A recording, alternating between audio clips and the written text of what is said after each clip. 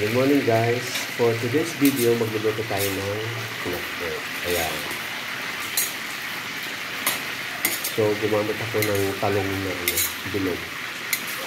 Ang tawag lang sa Ilocano ay malbalyosa. Okay, so, halo-halo. So, sa kabilang side, itong manok. Yan po yung menu po natin for today. Tapos, saka ko sa ilalagay ng ampal.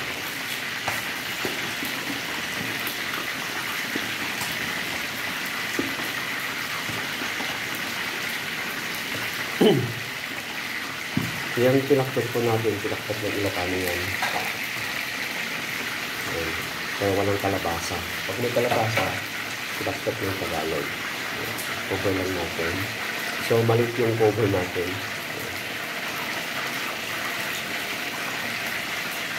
Pakuloy muna natin ng 5 minutes tapos halo-halo para hindi magpait yung palaya. So, nilagyan ko na ng asin guys. Para ako kasi pag nagluluto ako ng pinakbet, nilalagyan ko ng konti asin.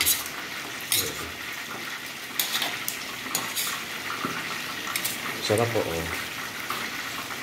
bagoong po ang gamit ko dyan, tapos konti asin. Para hindi siya mukhang maalat. Tapan ulit natin ito ng 5 minutes. Ang partner niyan is pritong manok. Kalain na siya. Ayan, binuksan ko na. Dito na pinakita ko palang binuksan. So, kung mapapansin nyo guys, bakit buo-buo yung okra? Kasi yung okra kasi, pag hiniwa-hiwa mo, hiniwa-hiwa, masyadong madulas. Kaya ang ginagawa ko, ganito lang. Tapos pagkain mo, finger food, tapos tanggalin mo yung ulo, ganun lang. Ang gamit namin dito guys is kamote. Yan. Tumapanis yung pinakbet pag may kamote. Yan.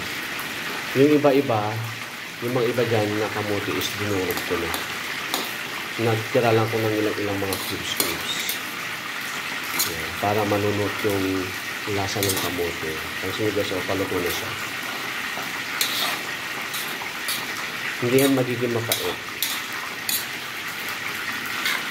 Kasi ilang beses ko lang siya hinalo. Tikman natin guys. Sarap. So ayan na, ito na yung ating pinakbet. Tapos sa kabila, paluto na rin yung yan po yung partner yan. Patayin natin. Ayan. So, ayan na guys yung chicken natin. Diba? Ala, pinasal po yan. Yan. Nagdala po kami dyan sa, sa mga gilid-gilid sa kalsada. Charis. Ayan. Ayan. Kasalukuyan nagbabalot ng rice yung aking kasama. Ayan.